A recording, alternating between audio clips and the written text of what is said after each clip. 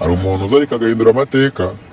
Imigirigiri iba yaragiye. Yesuwe ayahomora nawe ari mu rukundo rwiza ameze neza. We ni urw'iminsi. Yewe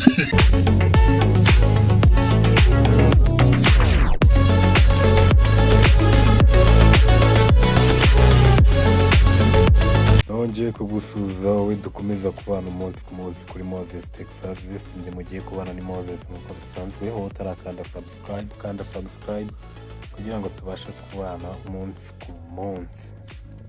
Uyu munsi rero tugiye kuganira ku nkuru ikomeje kuvugisha benshi ku mbuga nkoranyambaga, aho bivugwa ko Miki muri no minsi hari mu bitaro, akaba ari mu bitaro mu gihe Regis we yatangiye gushyira amabanga ye yose hanze atarasanzwe azwi. Nakubwira ngo rero wowe ugiye kureba ino video uyirebe igeze kuva itangiye kugeza irangiye, kuko mo hagati hagiye harimo ibintu byinshi kandi bihatse byinshi. Amakuru dufite kugeza ubu aravuga ko Miki yajyanywe kwa muganga nyuma y'uko amerewe nabi ku buryo butunguranye, nubwo impamvu itari yagaragazwa ku mugaragaro. Abari hafi ye bavuga ko ashobora kuba yarahuye n'igihunga gikomeye cya stress yatewe n'ibyamubayeho mu buzima bwe bwihariye, by'umwihariko ibintu Regis mwumvisha aherutse gushyira hanze bya mama we, by'uko mama we yacuruzaga akanywa ndetse akanaranguza icyitwa kanyanga n'urumogi, nk'uko byavuzwe we n'umugabo we Regis,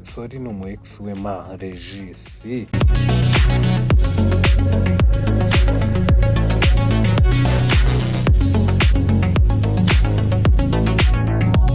Dukomeje rero nta gahunda yo gutinda dufite, mu gihe twari tukirimo gushakisha ukuri ku bijyanye n'ubuzima bwa Miki, twatunguwe no kubona Regis atambutse amagambo akomeye asa naho ari kwihumuraho cyangwa se avuga ibanga ryari rimaze igihe kinini rihishe.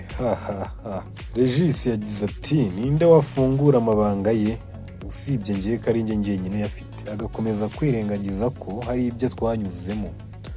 Aya magambo hakomeje kwibazwaho byinshi n'abantu batandukanye. Ese Regis yaba ari kwihorera cyangwa se hari icyamurakaje gikomeye? Ibi byose bikomeje kuba urujijo, ariko tugiye kubimenyera muri iyi video. Nakubwira ngo wowe uri kwireba kanda subscribe kandi ukomeze urebe video kugeza irangiye kugira ngo ubashe kumenya amakuru yose ukuntu byifashe.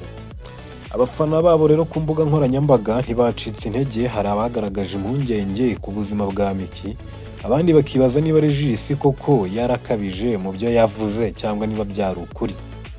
Ase natwe twibajije ibi yavuze ku mubano wabo ushobora kuba urangiye burundu, cyangwa ni prankazi nka bimwe bajya badukorera, cyangwa ni iby'akanya gato bazanyuramo nyuma bikongera bakiyunga.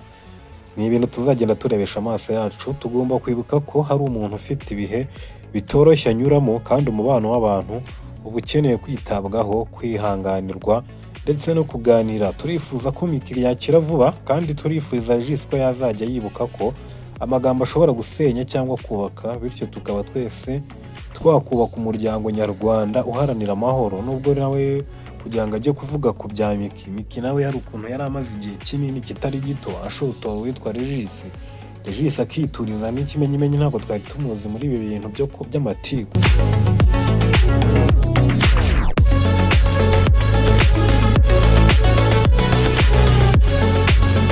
Rero nakubwira ngo ntiwibagirwe gukanda like, gukanda subscribe no gusangiza iyi video ku nshuti yawe. Naho ubundi nibwo tugiye gutangira ikiganiro. Ntujye kure wallahi.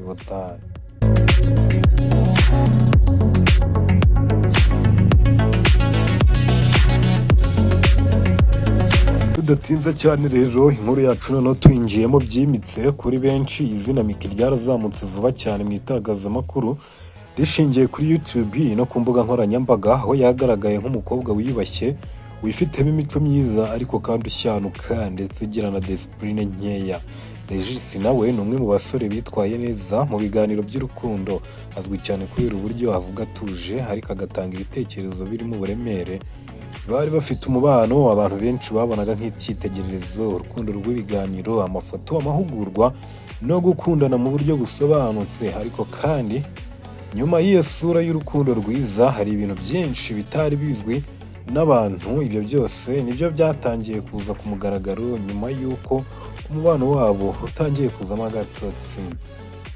Amakuru yize batugeraho rero haragira ati hari ibintu by'imibanire yabo byatangiye kugenda nabi, nyuma yaho habayeho kutumvikana ku bintu bitandukanye, isano n'ukuri ku byo buri wese yifuzaga mu buzima bwe. Mika ashobora kuba yarahuye n'agahinda gakomeye nyuma yo kumenya ko hari ibyo Regis yari amaze igihe amuhisha cyangwa atavugaho ukuri. Regis nawe nk'uko yabigaragaje mu magambo aherutse kuvuga yihagararaho, avuga ko ntacyo yigeze amuhisha, ahubwo ko ashengurwa n'uko Miki ashobora kuba arimo kugerageza kumwiyenzaho mu ruhame.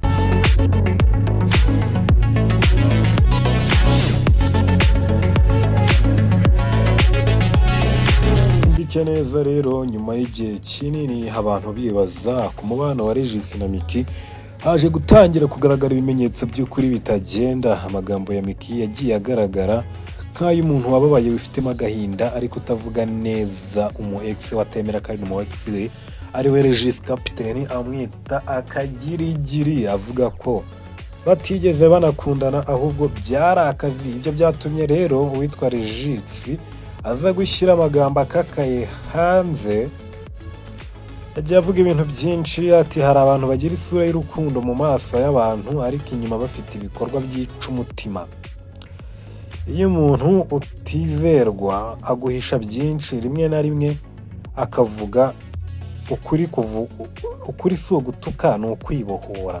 Regis yavuze ibintu byinshi, avuga amabanga ya Miki, avuga uburyo ki mama we afungishijwe na Miki, aho yaziraga gucuruza, kurangura ndetse no kunywa urumogi, tutibagiwe na kanyanga.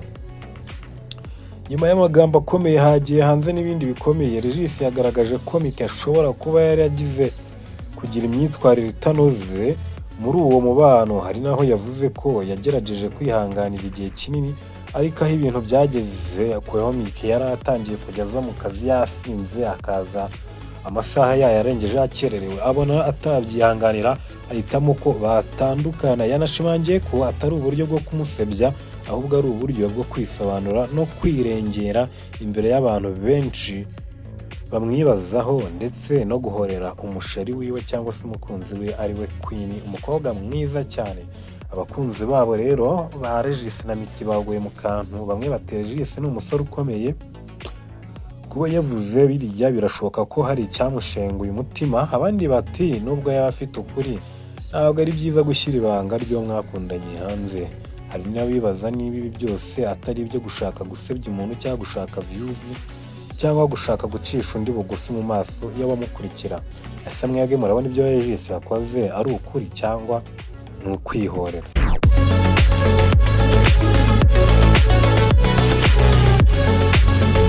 Ni ukuvuga ngo mu mibanire kuvuga ibanga ry'uwahoze ubundi ari inshuti yawe ntibikunze gufatwa neza.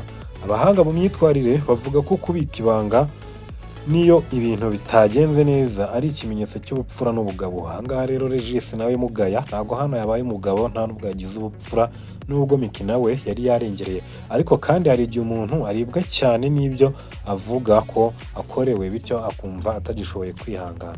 Dukwiye kumva ko amagambo yacu ashobora kugira ingaruka ku buzima bw'undi muntu. Hari amakuru avuga ko Miki ari muri stress ikomeye ndetse arwaye. Ibi bikaba bishobora kuba bifatanya isano n'ingaruka z'aya magambo.